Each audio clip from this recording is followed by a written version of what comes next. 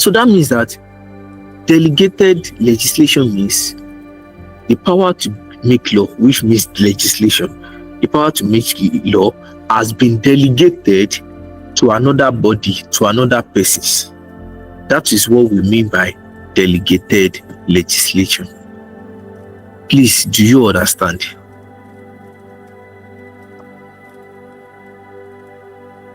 Yes, sir. Yes, sir.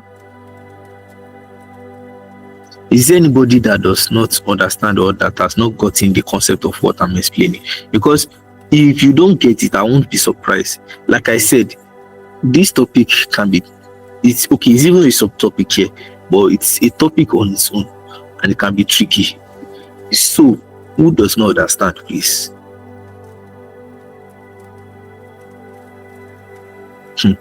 Nobody is talking. So that means that you all understand. Yes, sir. Okay, I think I have a message here.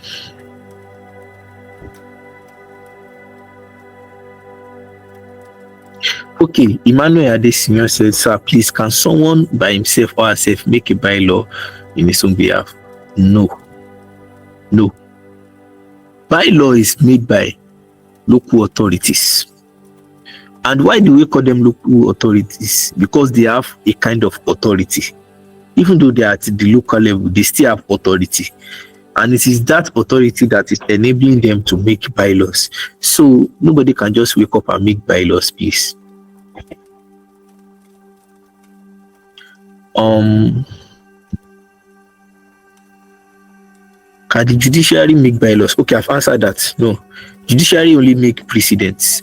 And what do we mean by precedent? Precedents are previous decisions made by the court. Previous decision made by the court. So if you now have a similar case that the court has made a decision on, we can use that decision as a law for the current case.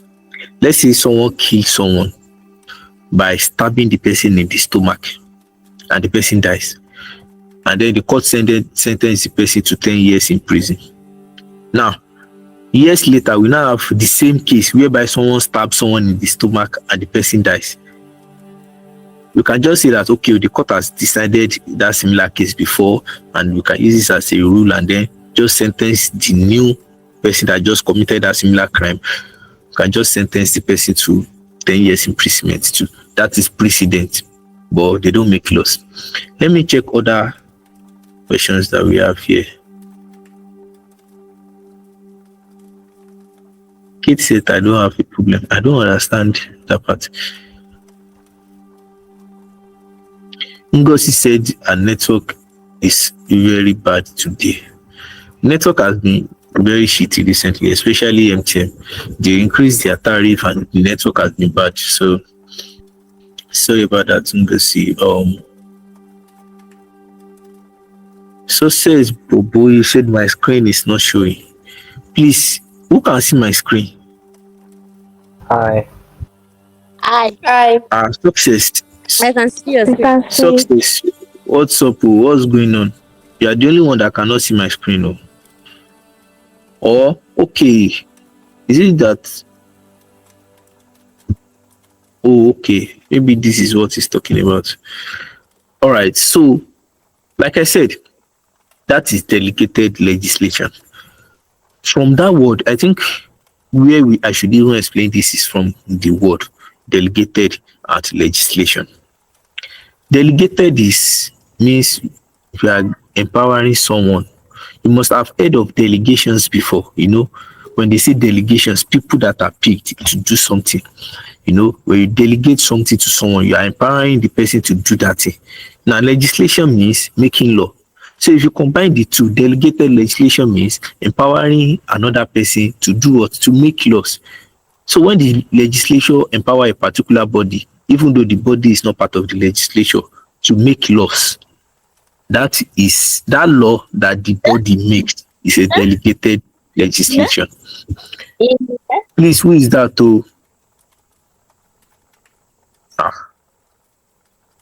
Okay. Do I have any more message here? No. All right. So now let's talk about Types of delegated legislation. These are not the comprehensive this thing on delegated legislation. Please have that in mind. But for the purpose of your exams and the purpose of your level, this is more than enough. So let's talk about types. The first one is statutory instrument. Statutory instrument. Let me type that.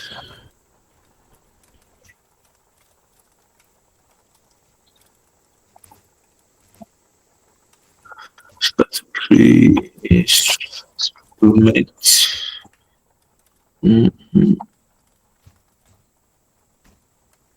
Statutory instrument. I've seen that. Now, this is used by ministers, to create detailed regulations. There is a very high chance that your questions will not even get to this point. Your questions will just you will probably just test your knowledge on delegated legislation if you know what it truly means. I've never come across something like this question on these types, but I've seen questions on delegated legislation, but then just have the idea.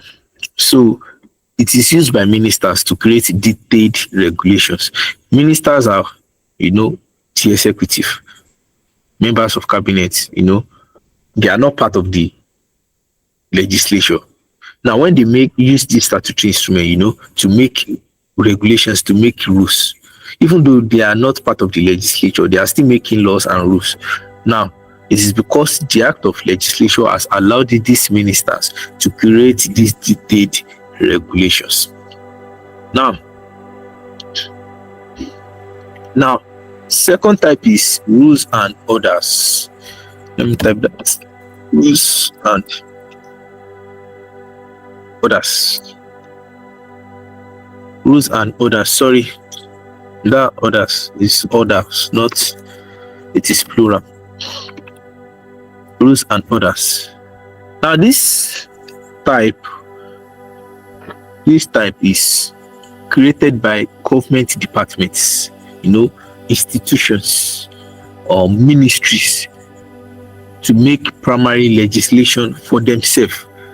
Let's say we have an institution. Let's say, a public hospital, let's say a teaching hospital now, and then they are trying to make some laws for themselves, like within that institution. They can't just be they can't be going to the legislature or the National Assembly to make laws before they can make some rules and regulations among them in that department. They can make it by themselves. Now, it's because the act of the legislature has empowered these departments, these institutions, these ministries to implement primary legislation. That's why we call it primary. It is for themselves within their legislation. If I'm the head of a what's government organization? I want to use an example. Okay, let me use hospital. Now, a teaching hospital now, or a public hospital, let me call it that. Now, let's assume I'm the head, and then I want to make some rules, or regulations to ensure that things are running smoothly. And then I have to go to the legislature at the national level first, or at the state level, before they now start thinking of these rules, before they now start passing it as a bill, before they now make it a law, before the executive now implement it. That process shouldn't be so for just because I want to make some basic rules within the hospital. Now, that is why the legislature has enabled each institution, each department to make rules for themselves to facilitate easy or smooth running of their operations. Please, do you all understand that? Yes, sir. Do you all understand that, or am I just talking to myself? Yes, sir. Yes, sir. Okay. Yes, sir. Okay. Let's move on to examples. Like I said, The first example is traffic regulations made by Ministry of Transport. Ministry of Transport. I said some departments, some ministries can make laws. Now, traffic regulations made by the Ministry of Department. Let's say the FRSC. The FRSC now, the Federal Road Safety Commission. Now, let's say they want to make some laws that, let's say speed limit in some particular areas, they don't have to be going to the legislature, because the legislature has already empowered them to make this kind of rules, to make this kind of regulation. Now, that is delegated legislation, because they are making these rules and laws on behalf of the legislature. On behalf of the legislature. That is a very good example of delegated legislation. That's a very good example. Now, the key points. Let's talk about the key points that we have to hold tight in this delegated legislation. The first one is that it provides flexibility and allow experts to handle technical matters. Flexibility and allows experts to handle technical matter. There are some matters that even the legislature might not know about. For example, now, building. When it comes to building and the safety that engineers must do, what they must do to make themselves safe, the legislature might not really know about it.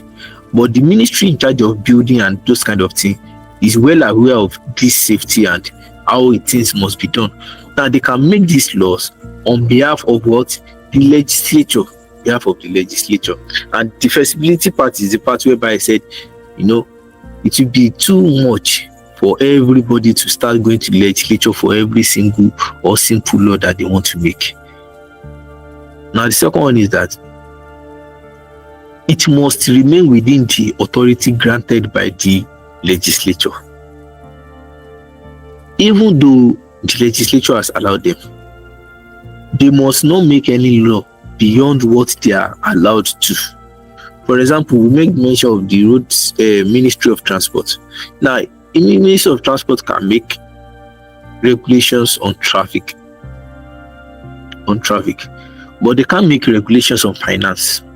They can't make regulations on building. They can't make regulations on salary. They have to make rules that is within the power that has been granted unto them. Please, do you all understand, please? Yes. Do you all understand? Yes. Yes, sir. Yes. Yes, sir. Okay. Yes, sir. Okay. Let's move on to the last part of this topic, which is processes of lawmaking, processes of legislation. We want to talk about the steps that will be taken when the when the legislature want to make a new law. We want to talk about how it is done, the step-by-step guide on how they do it. That is what we want to talk about. Now, the process of lawmaking in a democratic system like Nigeria involves like several steps that must be followed, several procedures that must not be skipped to make a valid law in a democratic state, especially like Nigeria. Now, please, I need you all to listen attentively because of this step. Now, the first step is introduction of a bill. Introduction of a bill. This is the stage where the bill will come in front of introduction of a bill. BILL. Let me type it.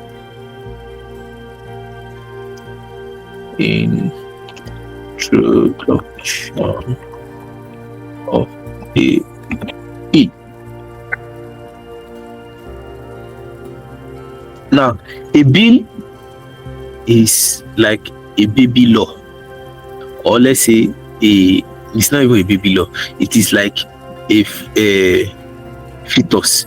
It is like let's say when a woman is pregnant and it has not really formed to a baby, it's just, or let me use another simple, I don't know the best example to use, but then a bill is like when something is just starting, when it is just growing. Now, a bill is when a law is being proposed for the first time, when it has not been passed to a law, it is a bill. Or we are hoping that, okay, maybe it will become a law or something like that. So Call it a bill. Now, is this a page you're explaining? Like, I don't see the process of the legislative process they're explaining. I don't see. Supposed to. Can you see it now? Yes, sir. Thank you, sir. Yeah. So, introduction of a bill. I've even forgotten that we have it here. Now, this is the very first stage. The very first stage where the bill is coming up for the first time. This is the stage where a proposal for a new law is introduced in either the House of Representatives or the Senate. Remember that we said Nigeria legislature is bicameral.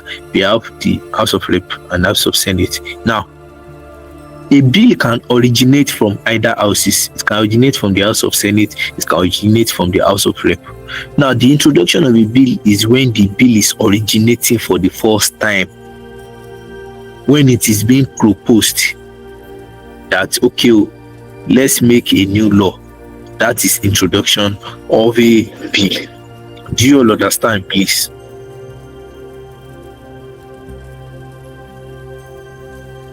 Please, Yes, do you all sir. understand?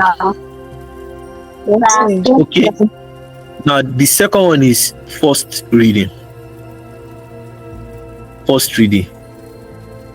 After the introduction, what comes next is the first reading. This is when the whole house is made aware of the bill. The bill's title is read and copies are distributed to every member. Every member of the house will have a copy of the bill and the title will be what will be read. So now that will give them the idea of what the bill is about.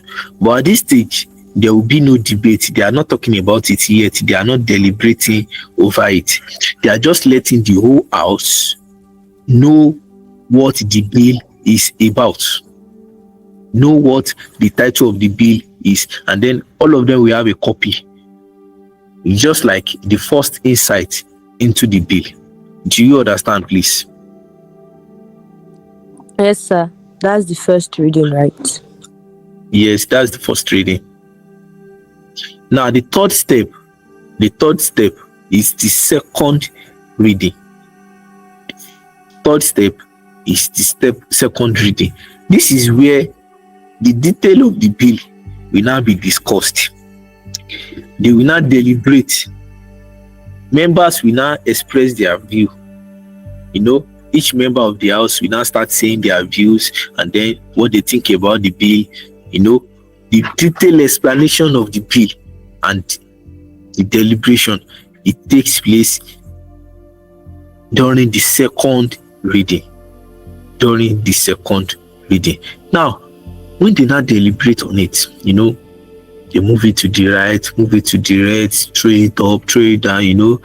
People that are in support of it say they are in support of it. Those that are against it say it. Now, if it does not get approved, it ends there. That is all. The bill will die there. But if the bill gets approved, when they say, okay, this bill is making sense, let's see where it will go, that is when it will now move to the next stage.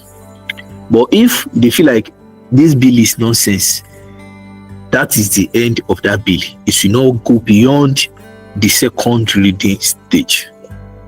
That is where it will end. But if they approve it, then it moves to the second stage. Now, the next stage, which is the fourth step, which happens to be stage is the committee stage. The committee stage. Now, out of the members